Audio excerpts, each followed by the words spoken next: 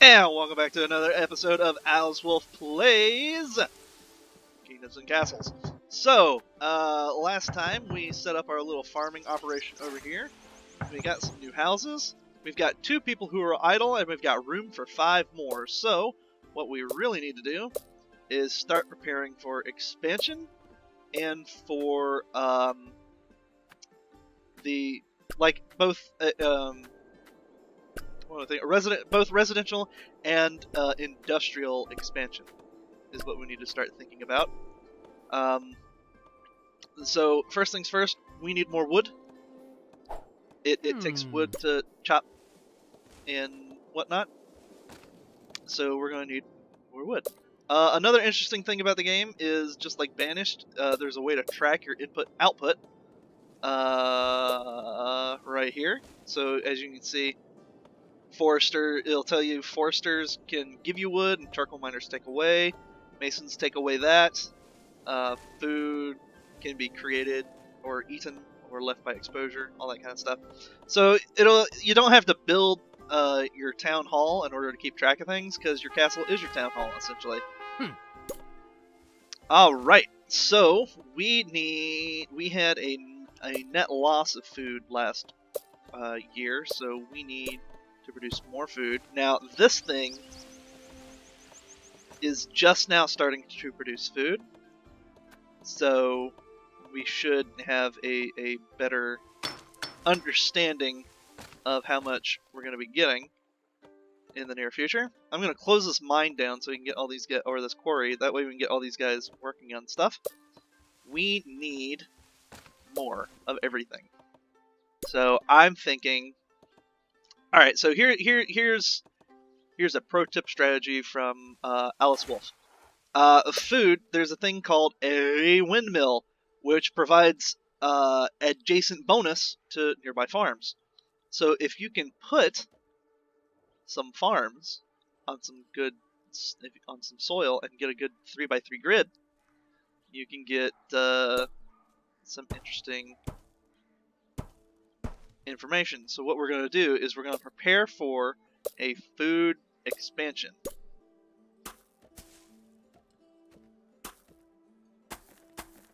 I'm also going to plan for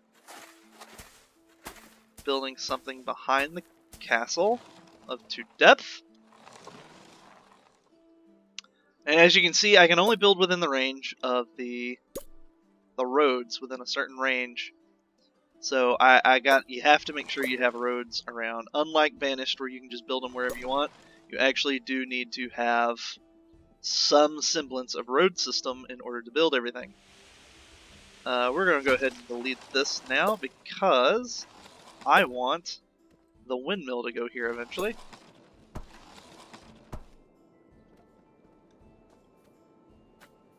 Chop, chop. Uh-oh, dragon sighted. Here's the dragon.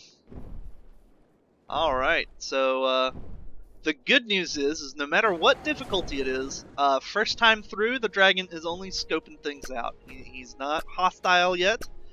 It's just kind of a warning when you're playing the game. Just be like, hey, guess what?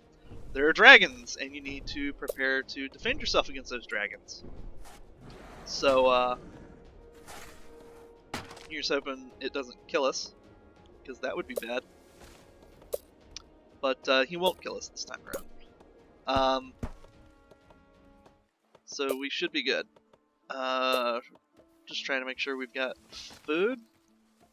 People visited. Town is full. We need more homes. Okay, got it. More houses. Coming up.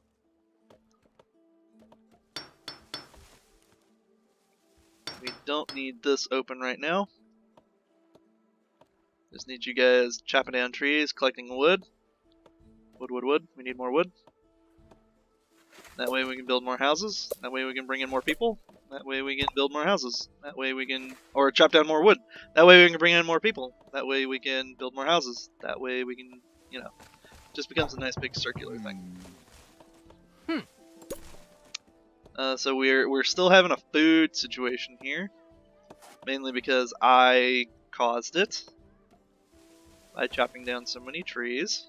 Or, I did chop down trees by getting rid of the stuff. So what we're going to do is that. Now, it is my sincere hope. Alright, so we can go up to 30. 30 is good. So you guys just harvest your food. Output of 5, 5, 5, 5, 5, 5, 5, and 5. Alright, so 5 times 8, 40. We should produce 40 food. And we lose 20. So this should be good. Yep. We're gonna need more housing. And we're gonna need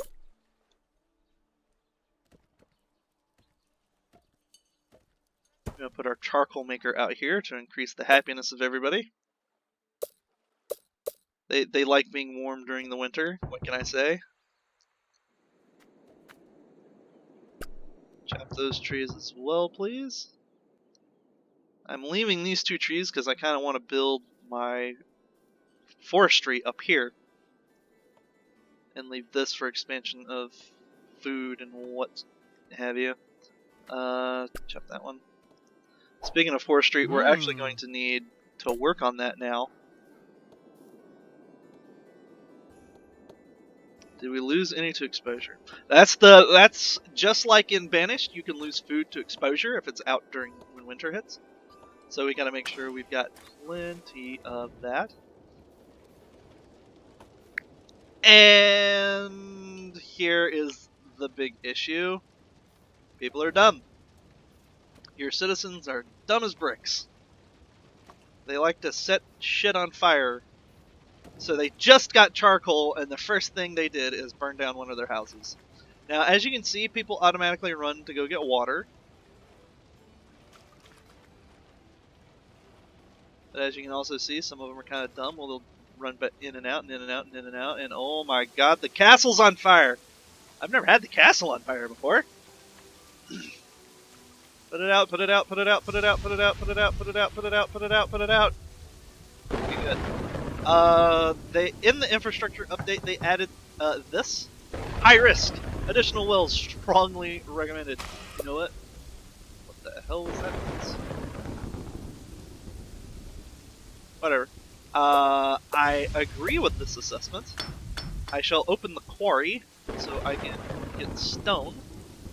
So I can do just that. I want to build one of these right in here. This is a stockpile. It'll store raw materials that aren't food. So wood, stone, all that fun nonsense. What I want is to get enough wood and stone for this. Problem is I don't have any wood. That's a little problematic. So let's go ahead and get chopping. Like I said, really want to get that quarry up eventually at some point. Or, not quarry, forester. Usually I try to set up really close to a tree position where I can get the forestry started. But this time I'm kind of more planning things out. The reason why I wanted a lake is they've added the system to build aqueducts.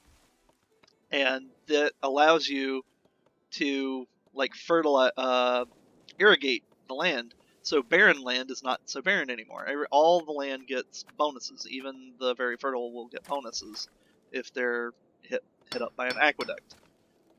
And so that's kind of what I'm aiming for, is to have some place, probably over here, be farmland, and then have all of this. This will be like downtown. We'll have a forestry up here. We'll have our industry kind of stuff over here. We'll expand around the lake. But yeah, that's kind of what we're going for here, is to make sure that everything goes well. We finally, speaking of wells, let's build one. Big thing about wells is coverage. As you can see, it doesn't cover everything. So I usually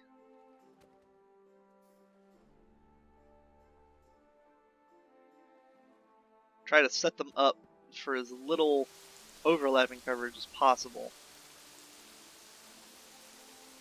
One on either side of town sounds good. So we'll start with one up there.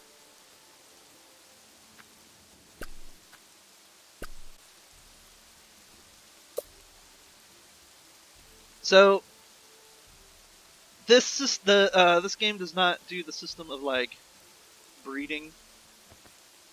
It doesn't have people has sex all the time.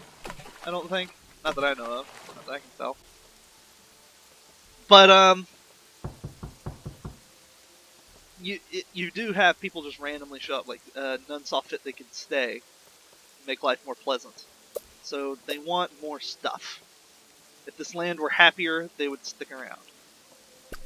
If our current citizens were amazing, they'd be like, "Oh, stay a while and live here." But they're not that happy, so nobody wants to just chill.